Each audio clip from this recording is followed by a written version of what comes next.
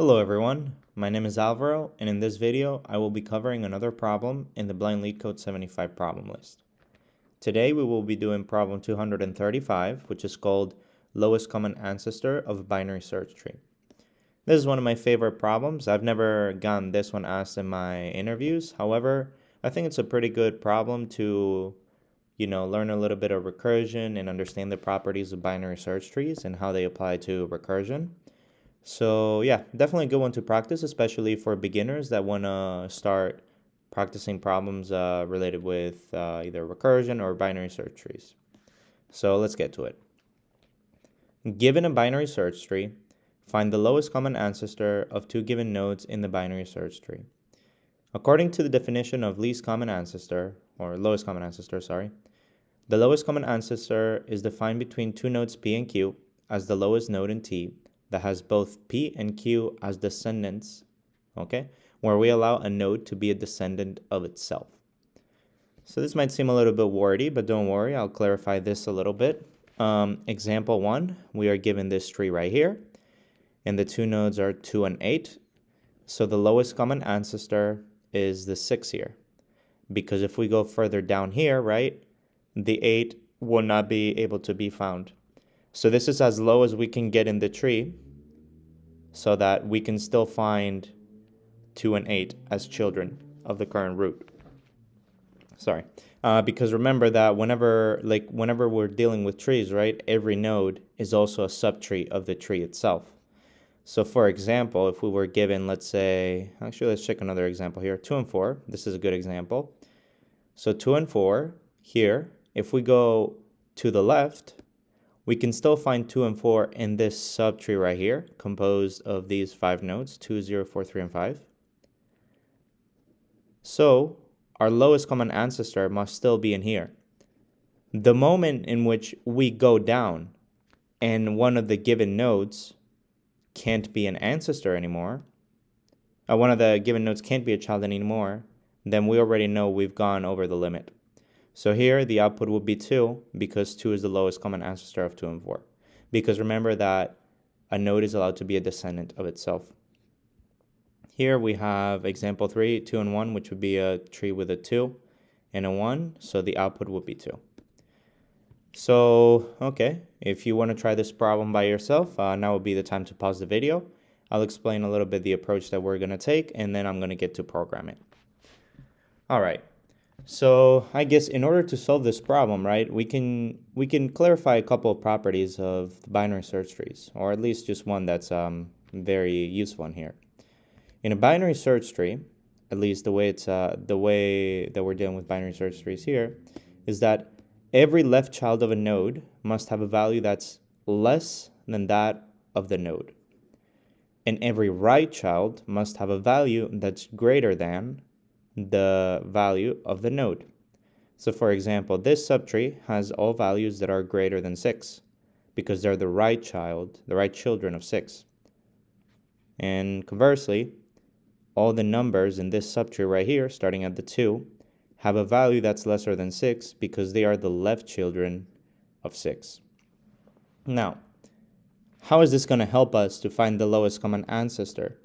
Well, the answer to that would be, okay, suppose that we start at a number, right? If we are at a node, we start at a node. So if we are at a node that has a certain value, right? If one of the values that's given to us, so P, is less than the value of the current node, and the other one is greater than the value of the current node, then those two will split into separate subtrees. So no matter which subtree we go to, one of them will not be in it. Therefore, the current node will be the lowest common ancestor. So for example, in 6, right, if we're given 2 and 8, we have 6. 2 is less than 6, and 8 is greater than 6. So no matter if we go to the left child, we will not be able to find 8. We will not be able to find 8. And if we go to the right child, we will not be able to find 2. Therefore, 6 will be the lowest common ancestor. In this example, right, we have a 6. Since both 2 and 4 are smaller than 6, we know that we can traverse to this left child right here, because 2 and 4 are both lower than 6, so they will both be in this part of the tree. And if I'm not mistaken, P and Q are part of the tree, so they're guaranteed to be there. P and Q will exist in the binary search tree. That's one of the constraints, yeah. So 2 and 4 are both less than 6, so they're guaranteed to be on the left side of the tree. If we were given, let's say, 7 and 8, and we start at 6, then we will go to the right child, because both 7 and 8 are greater than 6. So that will be the way that we will solve it. And what happens when one of the values is equal? So for example here, right, we traverse to the left subtree, and now we're looking at node 2, and we still have P equals 2 and Q equals 4. At that point, when one of the values of the nodes that it's given to us is equal to the value of the root, then we will have to return the root, because that's as low as we can go.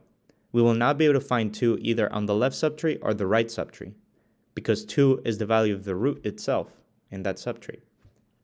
So whenever the value of the root is equal to P or Q, I guess P dot value and Q dot value, because P and Q are tree nodes as specified in here. Whenever the root is equal to the value of P or Q, then we will simply return the root. And also, whenever the two values, like one of the values is smaller and one of the other values is bigger, then we will also return the root. And those will be the cases in which we found the lowest common ancestor. Whenever we don't find it, we either have to traverse to the right or to the left. And that will be determined by whether whether P and Q are smaller than the root val, or if they're greater than it. And that'll be it. I guess another base case will be that if the root is none, we simply return none, but I don't think we will ever reach that. Nonetheless, I think it's good to write anyways. So if root is equal to none, then we return none else. So let's write the conditions to find the lowest common ancestor. So the first one would be if root dot value is greater, let's see, if P dot value is less than root dot value and Q dot value is greater than root dot value, so those would be the cases in which they're different, or the opposite thing happens.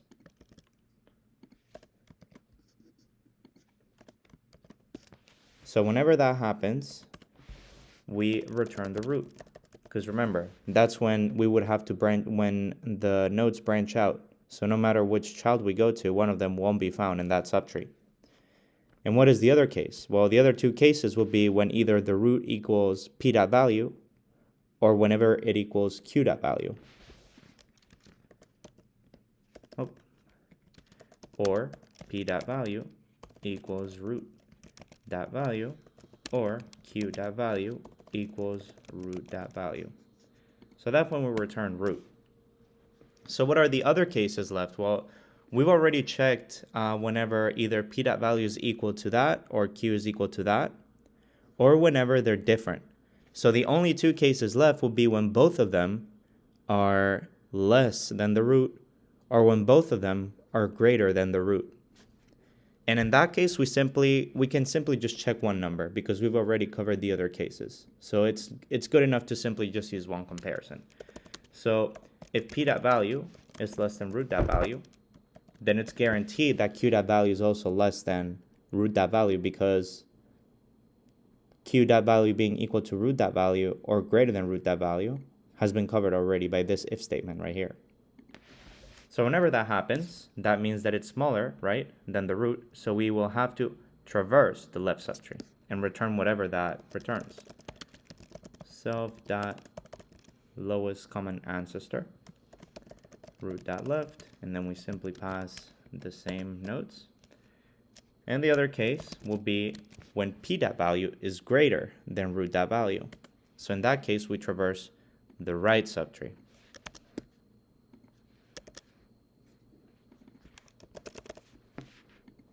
And that should be it. As you can see, obviously as usual, like the runtimes are a bit inconsistent, but nonetheless, like they should work eventually. Yeah, so that would be the solution to the problem. What is the runtime of this problem? Well, the runtime of this problem, once again, think about it in terms of the worst case, will be if we have a skewed tree in which P and Q are the penultimate and the last element in the tree. So the second lowest and the lowest. In that case, we will have traversed pretty much the entire tree. So the runtime of this algorithm is big O of n.